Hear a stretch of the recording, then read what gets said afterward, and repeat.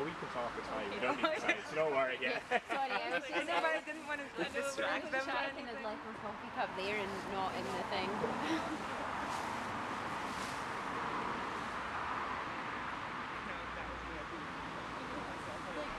That's definitely talking.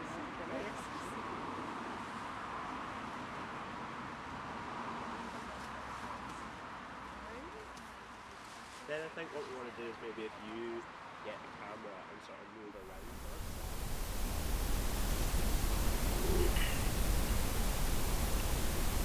I arrive at the coffee shop 15 minutes early. The young man behind the counter greets me in a casual yet friendly manner and looks at me expectantly. I ask him for a black coffee, no milk, no sugar. He tells me to take a seat and that he'll bring it over right away. I make my way to the largest table. It sits low to the ground, and clustered around it are 3 armchairs, a spindly wooden chair, and a sofa that comfortably seats 2.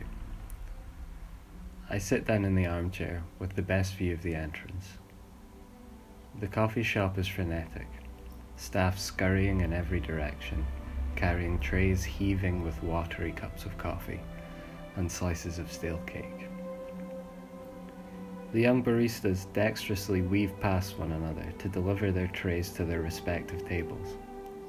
There's almost a collision, but it's averted as quickly as it arose. I cast my eyes back to the entrance. The double doors swing open and closed several times, admitting numerous customers, but none that I recognize. I'm distracted by a laughing man in a checked suit 2 tables away. His laugh is booming and abrasive. The others at his table are embarrassed by his reaction. He doesn't notice their discomfort and continues to laugh. There's a dribble of milky latte sliding down his chin. I stare at him irritably, reminded why I don't usually eat lunch at this time of day, if at all. I hope that he notices my irritation, but he doesn't and continues eating. I glance back at the door again and consider the likelihood of the others showing up on time. I think about the worst possible outcome, being stood up by the other 5. The prospect doesn't cause me much concern. I think of myself sitting alone at this table, minutes stretching into hours, refusing all offers of sustenance from the staff, and gazing stoically at the door. A light breeze blows in from the doorway, and a familiar face enters. It's Adam. He looks flustered. He trips over his own feet as he enters and hurriedly looks around to see if anyone noticed. He walks forward and checks his appearance in a large gilded mirror hanging on the wall to his right. His eyes search the room nervously for a familiar face. I raise my hand to attract his attention. We catch eyes. He visibly exhales and looks relieved as he makes his way through the jumble of tables. He greets me in a friendly but awkward manner and shakes my hand. His hand is damp with perspiration. I discreetly wipe my hand on my trouser leg afterwards. Adam sits in the chair to my left, a squat armchair very low to the ground which he sinks into. He shifts forward to rise up to my level, but inevitably sinks back down again. He fidgets for a moment or 2, then asks me tentatively how I am. I respond vaguely, briefly mentioning about a flu I had a while back and my recent achievement of selling a short story to a popular literary magazine. He seems greatly impressed by the latter, as his eyes widen and he congratulates me earnestly.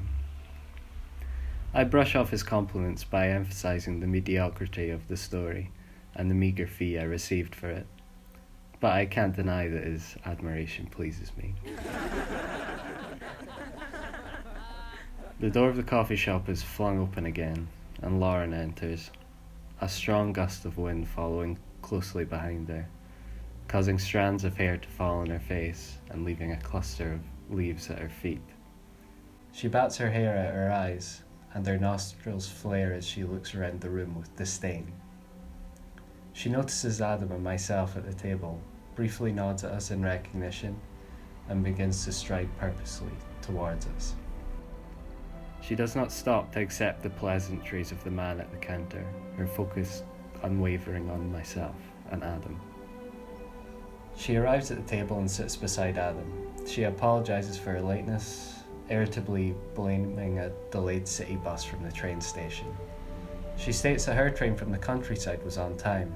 In fact, it's always on time, despite having to deal with far more adverse weather conditions.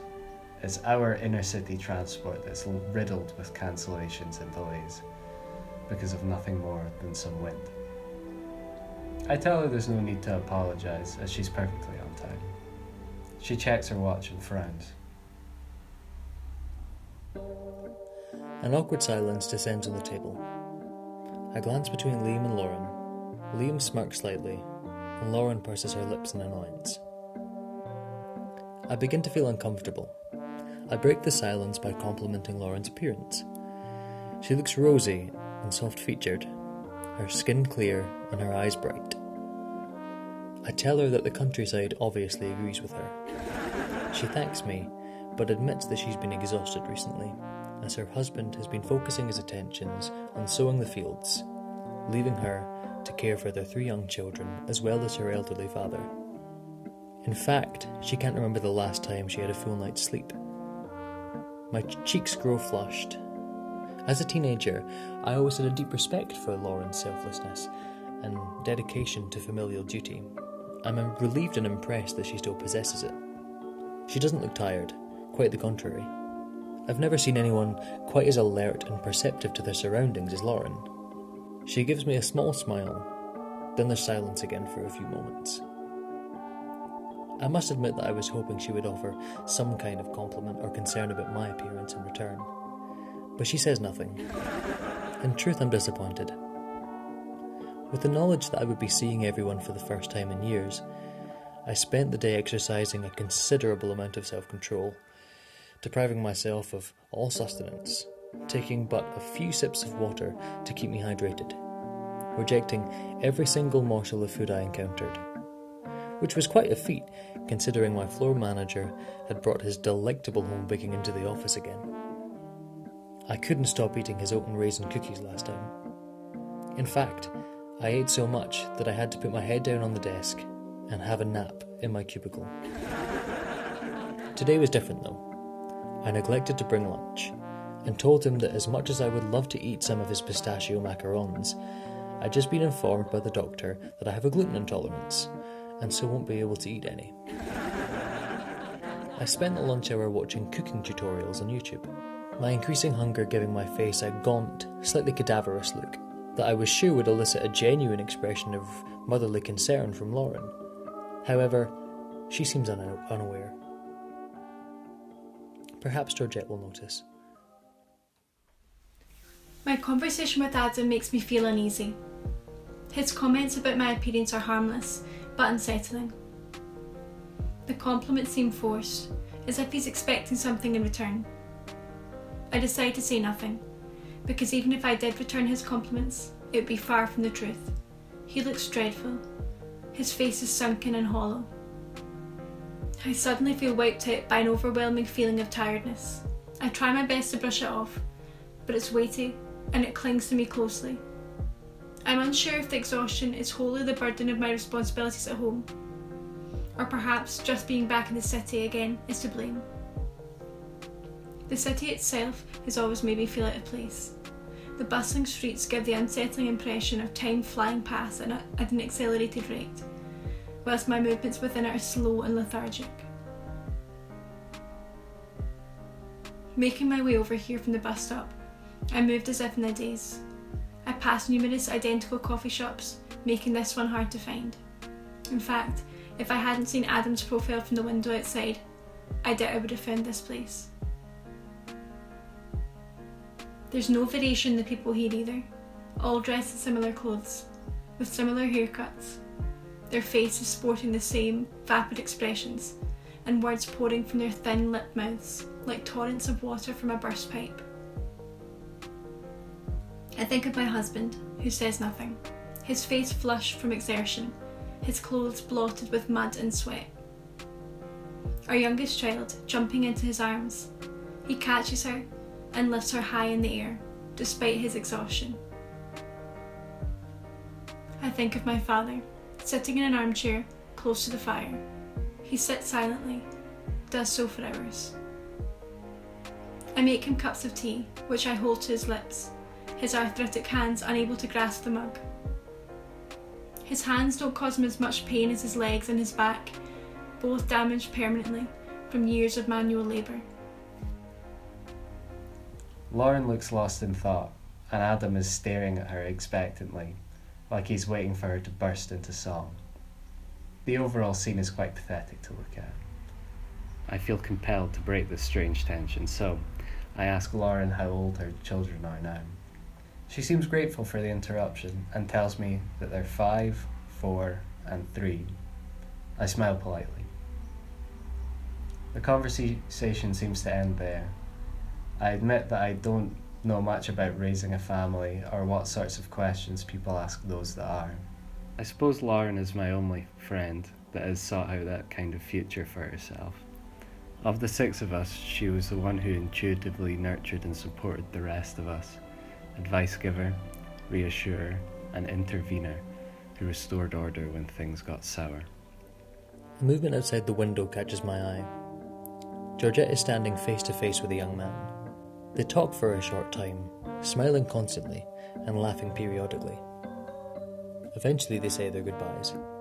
He kisses her on the mouth delicately and squeezes her hand in his. He begins to walk away from her, turning to give her a small wave, and then continues walking until he's out of my line of sight. Despite the bitter wind outside, my cheeks are flushed. I stand and watch him walk away for a few seconds. He turns around and gives me a small wave, which I return. I wait for him to turn the corner before I hurriedly fish out a pack of cigarettes from my bag. I light up, inhale, and start to go over everything from last night. He works with a friend of mine who suggested that we go for a drink together. He thought we'd probably hit it off, and he wasn't wrong. He was quite intense, but not in a bad way. Very gregarious, talkative. He laughed easily and asked lots of questions. He seemed really engaged in our conversation, energetically responding to everything that I said, and smiling a lot. His immaculate teeth twinkling. I realized that I wanted to sleep with him and told him so as we were leaving.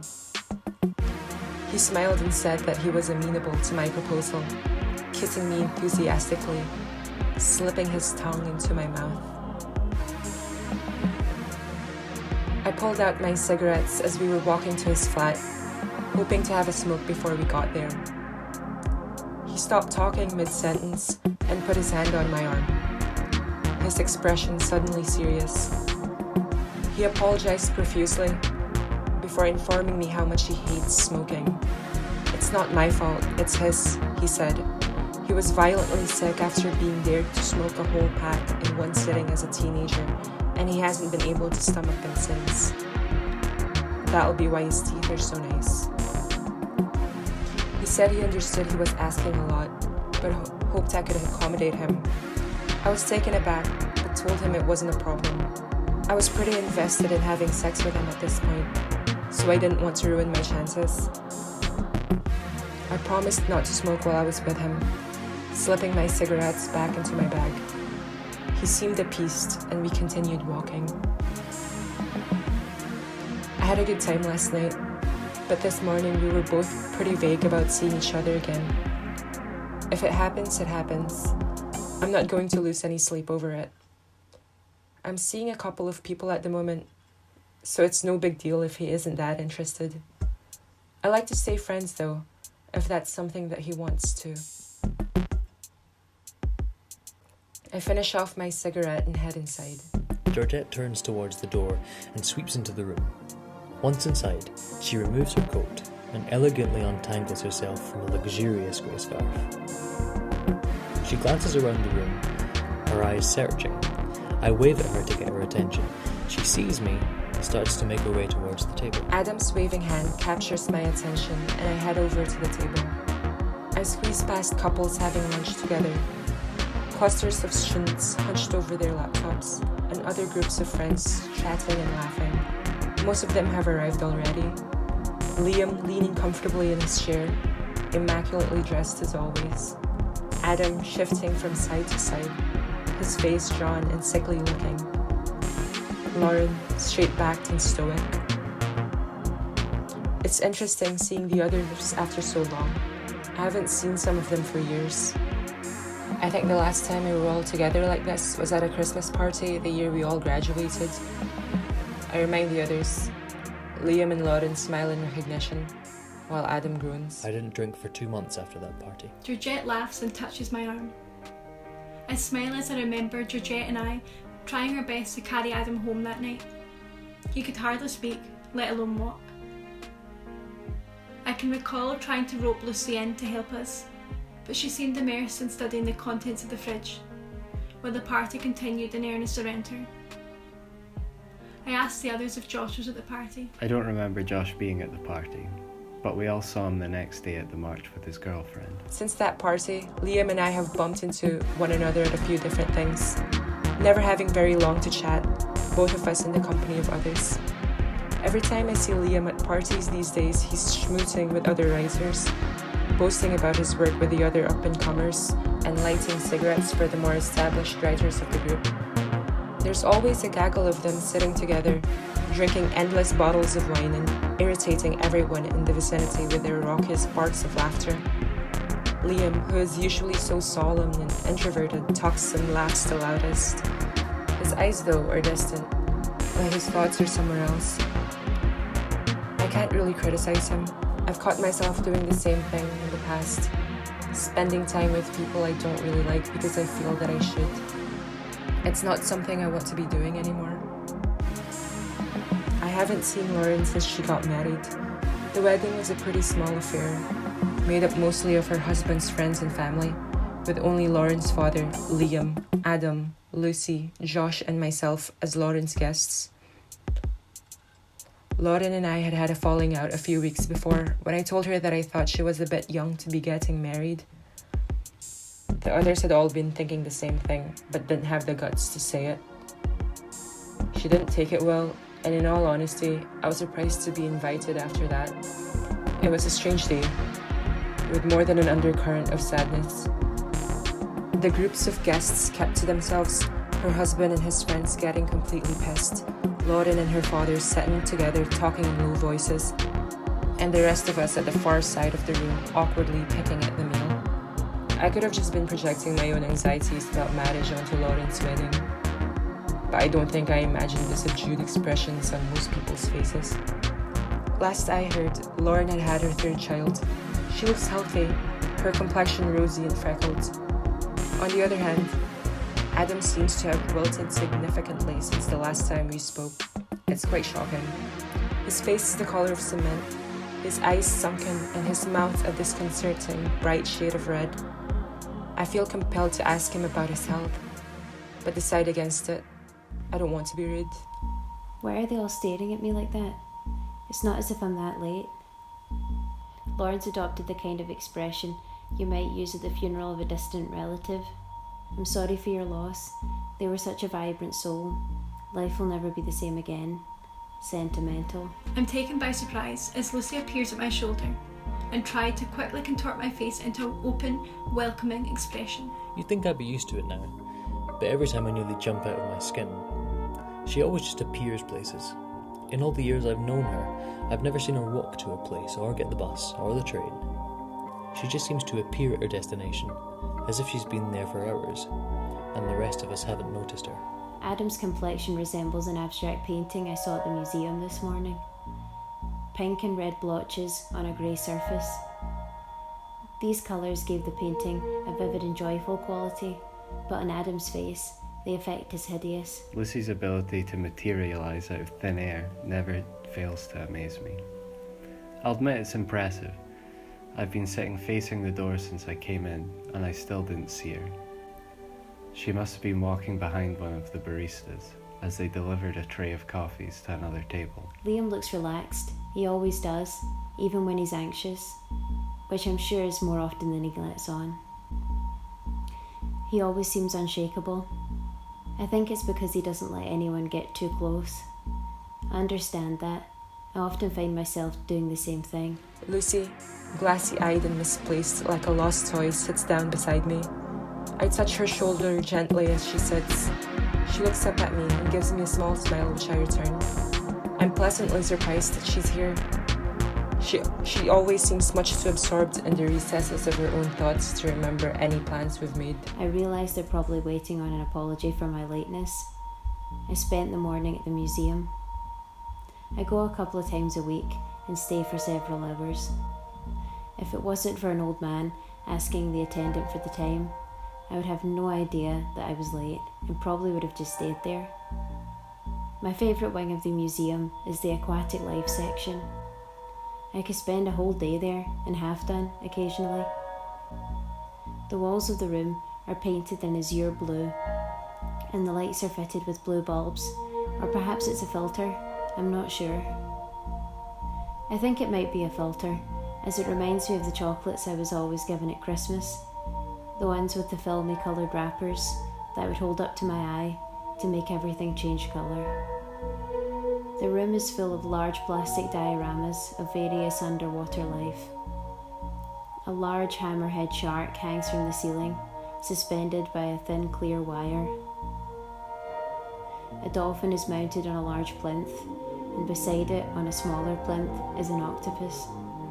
The octopus looks a little worse for wear, large patches of paint peeling away from several of the tentacles to reveal the milky white of the plastic underneath. On the far side of the room, beside the attendant's chair, there's a large wall of photographs taken by deep-sea divers, schools of tiny fish, captured as they weave in and out of a cluster of anemones, a close-up shot of a clownfish, and my favourite image, a hazy shot of a family of jellyfish, their transparent bodies giving the ocean a dreamy pinkish glow. They've recently added a new exhibit detailing the devastation to marine life caused by chemical and plastic pollutants.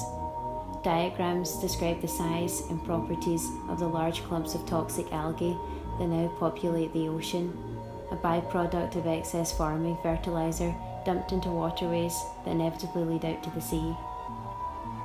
There are also photographs of mounds of plastic waste in the Pacific Ocean. These mounds are so large, they almost look like small islands. I found this exhibit very difficult to look at when they first had it installed. Its positioning beside the chipped plastic sea creatures seemed unbearably symbolic, their bodies gradually decaying through human interference. Sensing my discomfort, the attendant assured me not to worry too much.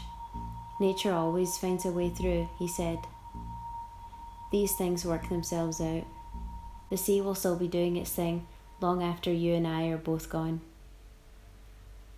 I understand that you meant to reassure me, but his ignorance made me feel worse. I ignored him, and he hasn't tried to talk to me since. Nobody has said anything for several seconds. Liam gazes fixedly at the door.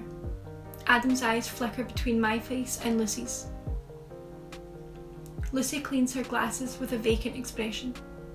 I ask Lucy how she's been. She twitches her head slightly and hums vaguely. I'm not sure what this means, but it doesn't seem altogether negative, so I decide to question her some more.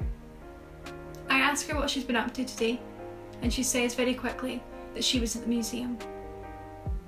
I ask her which one. She says the usual one. I assume she means the museum near the train station, the one that was built in the late 1800s. I tell her I haven't been there in a long time, and suggest we go together next time I'm in the city. She says the museum hasn't changed much. Lauren and Lucy's conversation about the museum piques my interest. I used to go there at least twice a week when I was still a student at university. There was a large hall on the ground floor with an array of classical sculptures, and I would spend my lunch hour sketching their various poses. It was such a welcome break from struggling through dense economic seminars. I dreaded every single one of those classes. Talking in front of people has always been painful for me. I sometimes have to do it in the group training sessions at work, and still find it unbearable. The vacant expressions of those watching are at the root of the problem. It's impossible to know what they're thinking, if they agree with what you're saying, if they're just thinking about the lunch, or if they're inwardly laughing at you, stumbling over your notes. I remind Liam of the last time we saw each other, 3 weeks ago at a mutual friend's birthday party. It was a pleasant surprise, as I didn't know Liam was going to be there. He was cheerful and energetic, embracing me warmly on arrival. His annoying writer friends nowhere to be seen for once. We drank and talked together for a while, before being absorbed into other conversations with different people. I asked him when he left, as he was still there, drinking heavily when I headed home. He laughs at the memory and says he doesn't know exactly. He woke up at 3 p.m. the next day in an unfamiliar flat on the other side of the city. For a second, I can't place what party Georgette's referring to, until I suddenly remember her waving goodbye and leaving with most of the other people around too. I must have been one of the last ones left, and evidently I didn't leave alone, as I woke up naked next to a man I didn't recognise. Liam and Georgette's conversation serves as a harsh reminder of what I left behind when I moved back home. I can't remember the last party I went to. It's not like we have many neighbours in the countryside, and far less who host regular parties.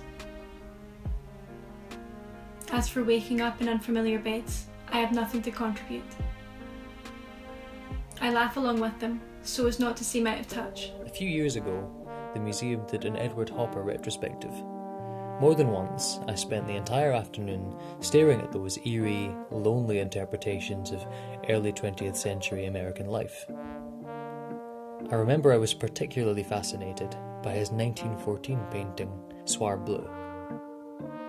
There was something unsettling about the expressions of the figures and their positioning towards one another, clustered together at tables, drinking caraffes of wine, but appearing so disconnected from each other.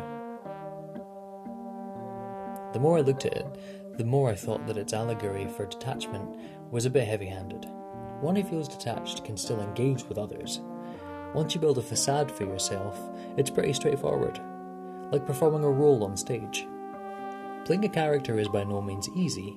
It requires discipline, creativity, and the ability to think on your feet. It's constructing a version of yourself unencumbered by insecurity. Like any skill, it requires training and finesse. For example, I decided the best way to get through those seminars was to cultivate an appearance of aloofness. I wanted to seem bored by the mandatory participation, when actually I was afraid of saying the wrong thing. At last, Josh tumbles through the door. He catches my eye immediately and gives me a jovial wave.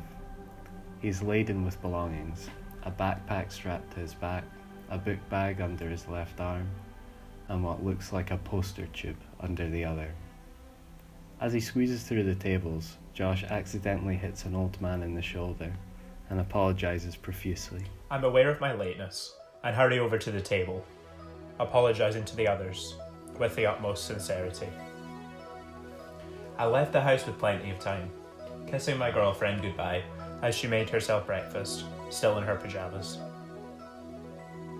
I inhaled a small cup of coffee she had poured for me and exited swiftly.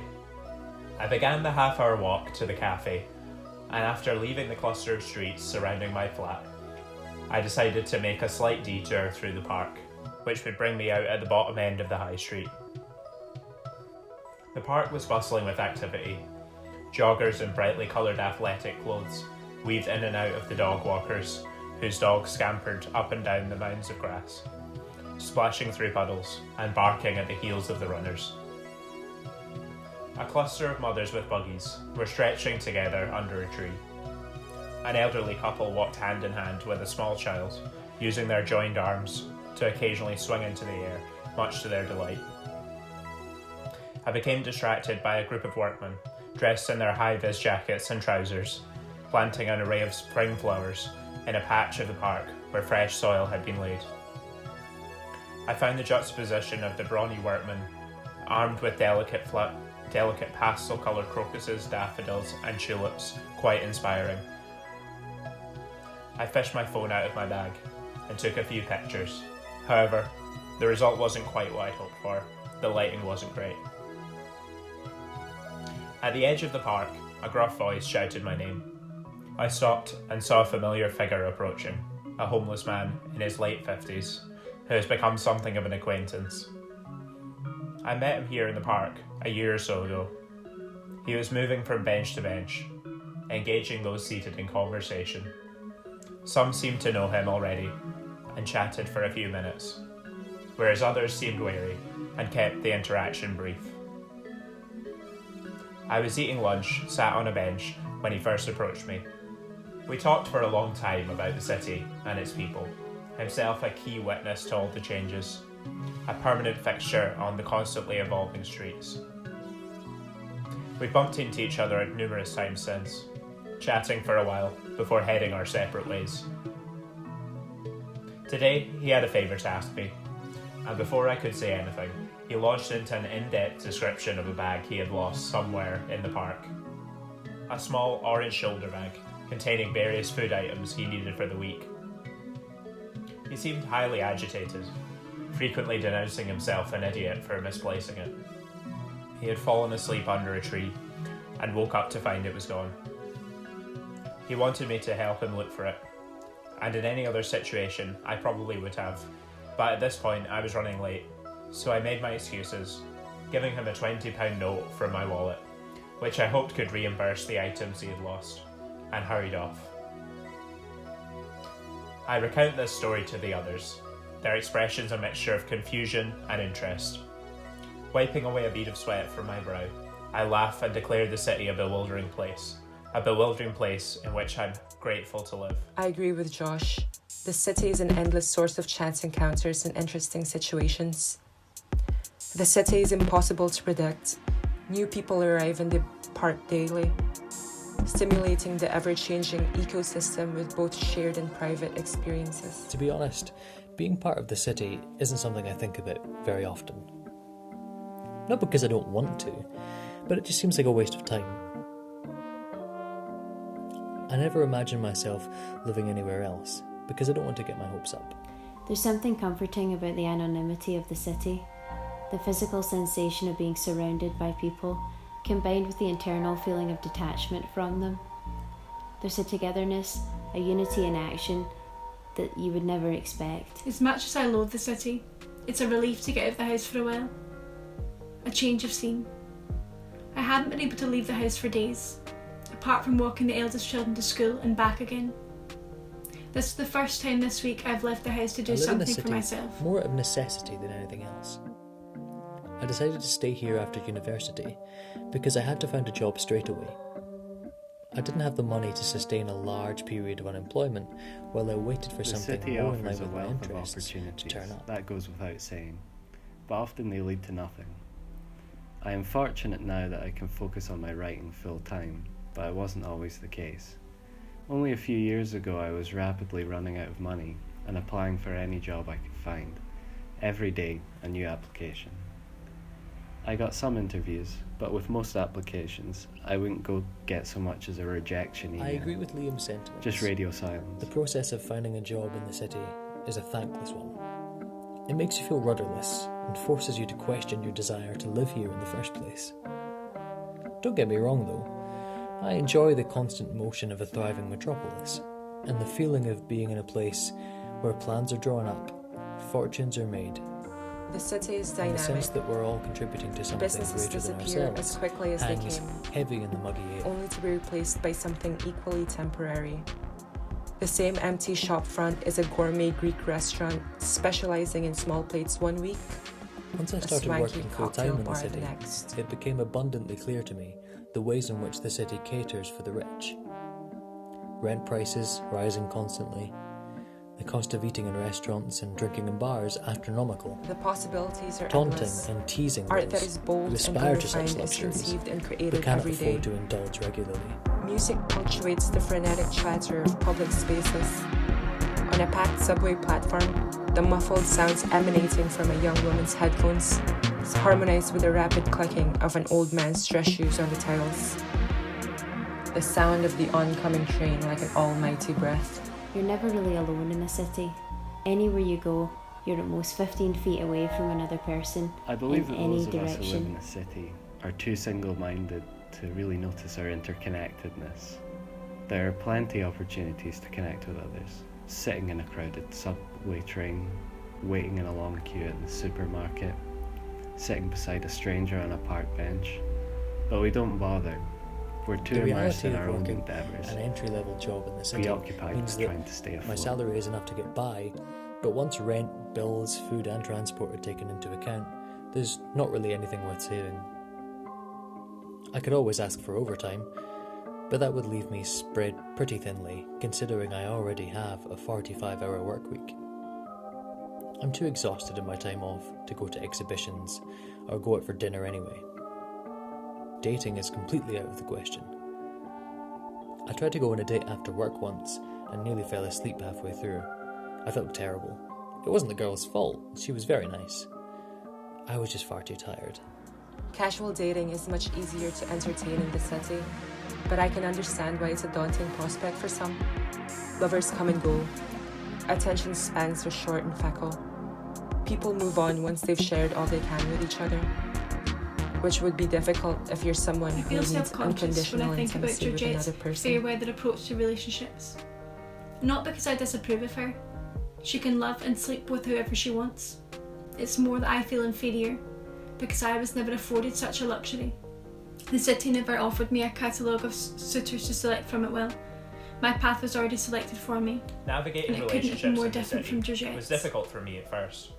So much of the culture relies on dating apps, and I'll admit I'm not the most adept at using them. I find it almost impossible to understand tone over text. I consider myself a witty and perceptive person, but that completely goes out the window when trying to understand a joke or sarcastic comment through text. I decided to give it up after nothing really worked out for me. And ironically, it was later that week that I met my girlfriend at a party, and we've been together ever since. Our relationship has become serious quite quickly. I mean, we live together now, but neither of us are in After I any got rush to married, get there was married no or question that anything. I was going to get pregnant. We're happy to see where things go. My I husband don't grew up think with a either large of us are family, that interested 3 in being brothers tied and 2 down like sisters. that. Having lots of children running around was something that he was used to and enjoyed. I'm the oldest of 5 children. And I was an only child who I often fondly remember fantasised about playing having with my younger siblings. brothers and sisters. I believe their influence has shaped me into the playful and cheerful adult I've become. After my mother My died, parents were it never was just ones my for father discipline now, and living in order. our large, We drafty children house. had free reign of the house, My father was running unable to riot and express his wearing grief, random assortments of and would clothes. spend each day moving silently from room to room like a spectre. The perpetual silence and loneliness made me crave a warm, boisterous house, and it was always my intention to have several children, so that not only would they have the company of each other, but be company for me in my old age. I've never really needed the company of others. Since I left home, I've lived alone in a small 1-bedroom flat. Last Friday, I came home to find the flats opposite had decorated their windows for a display. The windows were adorned with large colourful stickers, transparent so the light could shine through. Some windows were lush gardens, others the depths of the ocean, but almost all of them were emblazoned with messages asking us to reconsider our relationship to the environment and to each other. There was one I couldn't stop looking at, a tall triple bay window with a wave crashing all around it. Flecks of white flew up from the murky blues and greens underneath. The light in the room shifted, and I suddenly locked eyes with the woman behind the glass. She stood holding a small child on her hip, her white shirt untucked and rolled up to the sleeves. She waved across to me with her one free hand and smiled, and I returned the gesture awkwardly. She turned to look back into the room, and the light faded, leaving me staring up at the sticky vinyl wave among the small congregation of strangers crammed onto the narrow pavement. Speaking of myself in the mouths of my friends, It's certainly possible to be in love with someone who has no idea that you love them, but it's impossible to be friends with someone in the same way, secretly, covertly. Friendship is public, mutual, and transparent. Ever since I was small, I've made friends with relative ease. I thrive in environments saturated with unfamiliar faces, bodies, voices. I drift from person to person, talking and listening with equal fervour.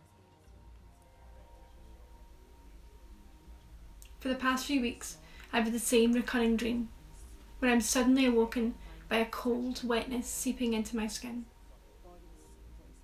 I've been here several times before, with various people that I hardly know, at various points of my We've always career. been close, but I never could shake the feeling that I'm Speaking of somehow myself separate in from the mouths of my others. friends. Friendship is supple and discontinuous. It doesn't have the reliability of a natural thing. Its stability is won through constant reinvention. But can we still talk about the reliability of natural things when we're on the edge of ecological Connections collapse? can blossom into friendships. Others don't amount to anything, but they appear and disappear like the ebb and flow of the tide. I try and catch them, but they often slip through my fingers like seawater, leaving a salty residue on my The last palms. time I was here, I was meeting two men who were interested in publishing a collection of essays I'd written. I open my eyes to see that the entire house is flooded, seawater rising to my knees as I groggily stand up. The I have different life situation was a experiences bit from them. artificial. My background is different. I highly doubt that either of them had actually read the essays that I'd sent. I think they both read that interview where I'd been pegged as an up-and-coming force to be reckoned with. Speaking of And they myself wanted and the to mouths suss of me my out for friends. themselves. You can go on loving the dead, but friendship can only exist between the living, between those who aren't dead Panicking, yet. I wade through the water into the hall, where large clumps of seaweed have attached themselves to the walls. I shout my children's names, but hear no reply.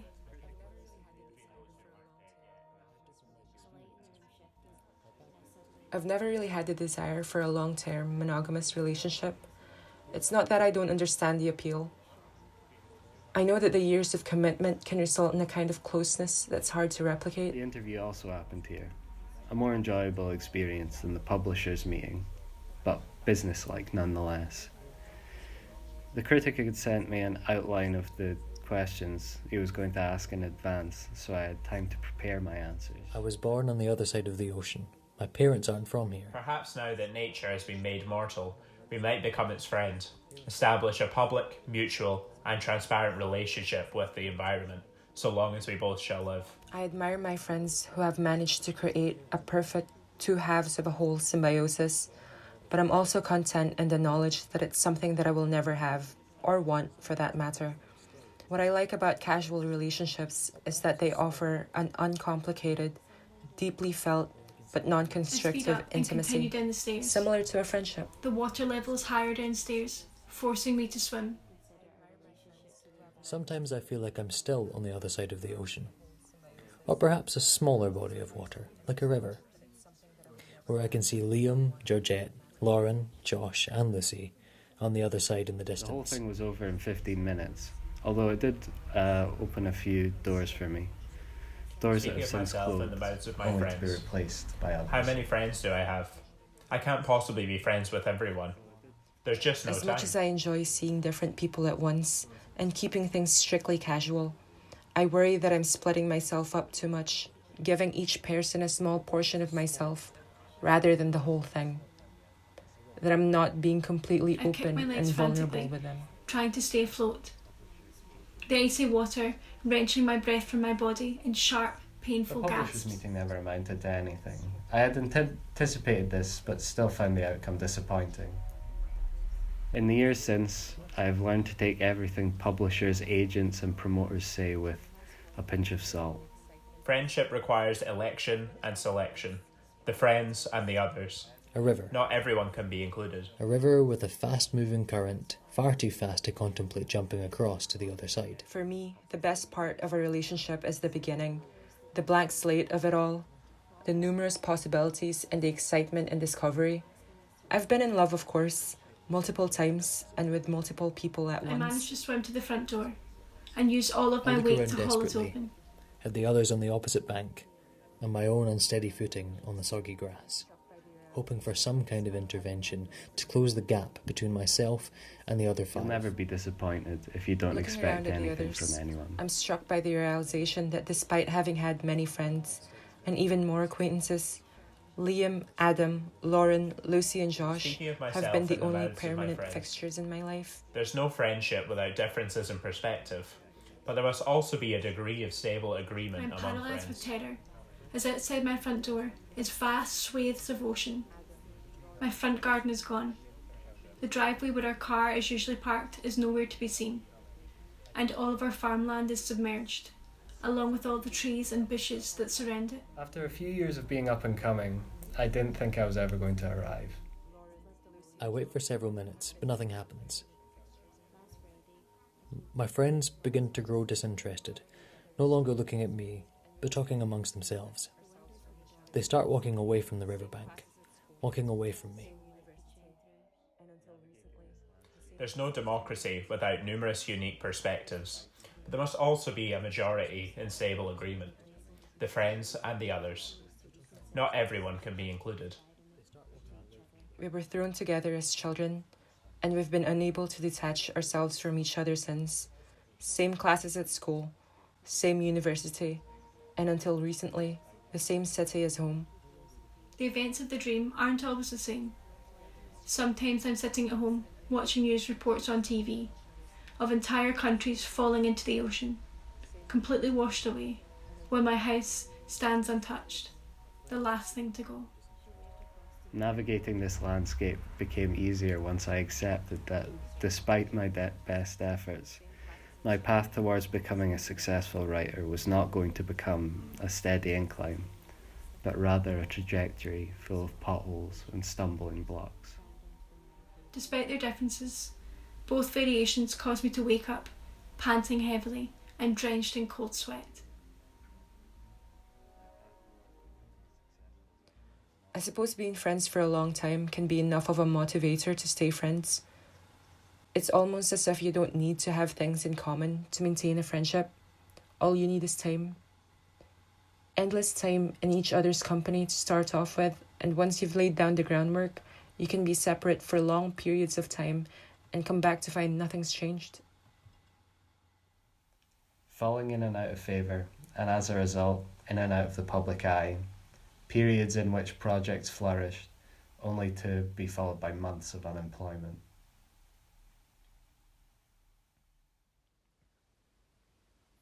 Is democracy a friendship? Is it transparent? Mutual? Can it ever be? The friends and the others. What about the friends, and the other friends, and the other friends, and the other friends? Can a dense network of exclusive friendships be interconnected? Can I pay with cash here? Does anyone know?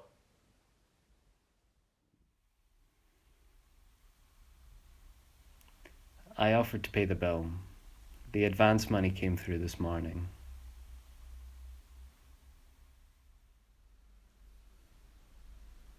The others were all looking at the ground sheepishly, hoping that no one will refute Liam's offer. I thank Liam for his generosity, but insist that it wouldn't be fair.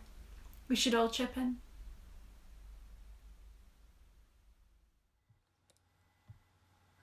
I approach the counter and pay my share of the bill. I don't bother to ask exactly how much I owe. I only had a coffee, but I key in £5 to help cover the tip. I wave goodbye to the others and make my way home. I hand £10 to the man at the counter and thank him profusely. I return to the others, hug each of them in turn, and start to gather up my belongings.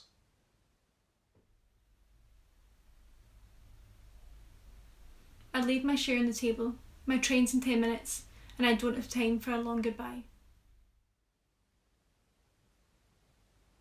All packed up, I head out the door and back into the street.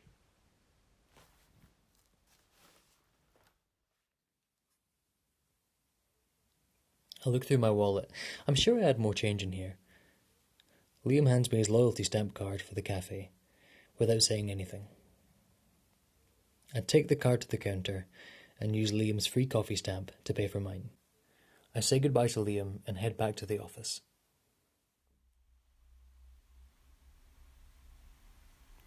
I sit a little longer, responding to emails and making a few notes on my phone.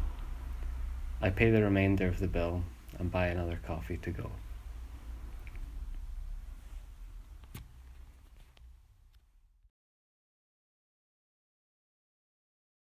Something unsettling about the expressions of the figure.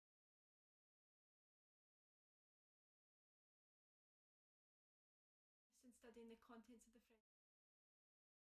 With the rapid clicking of an old man's dress The shoes on the sensation of being surrounded Fixture on Give the the constantly unsettling evolving. impression of Can't time remember the flying last time past. she had a feeling. chocolates I was really always sick getting. after being there to And I smoke. locked eyes with the woman Silently behind the from room glass. to room like a spectre.